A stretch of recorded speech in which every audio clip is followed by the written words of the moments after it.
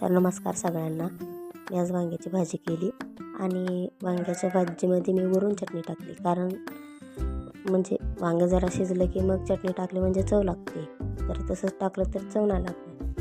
मग मी चपात्या करायच्या होत्या. मी चपात्या केल्या आणि पिल्लूमध्ये झाला मला दही चपाती दे म्हणून. मी दही त्याला चपाती दिली, पण त्याने काय ते खाल्ले ना. मग मी चपाती केली आणि माझ्या चपात्या झाल्या. तर लास्टला चपाती मी अशी खरपूस अशी भाजून घेतली, कारण मला आवडते म्हणून. मग तुम्ही दही मार्केटमधून आणता का स्वतः घरी बनवता मला नक्की सांगा. मग मी बाकीची कामं आवरून घेतली. मग नंतर सगळे माझी कामं आवरून घेतल्यानंतर मी गॅस वगैरे सगळं क्लीन केलं आणि मला तापवायचं होतं दूध. मग मी दूध तापायला पातेलं ठेवलं, त्यामध्ये दूध ओतलं. आंबे तर दूध विकत आणते. मग काल आमच्या नंदबाईने आम्हाला केळी दिली होती. केळी मी डब्यातून काढली आणि बाजूला ठेवली. मग तो डब्बा नेऊन मी वरती ठेवला.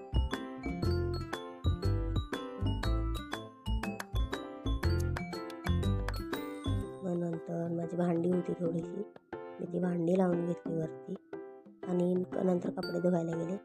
तर बघा, माझे मिस्टरांना मी भाजी उचलून देऊन द्यायला लागली, कारण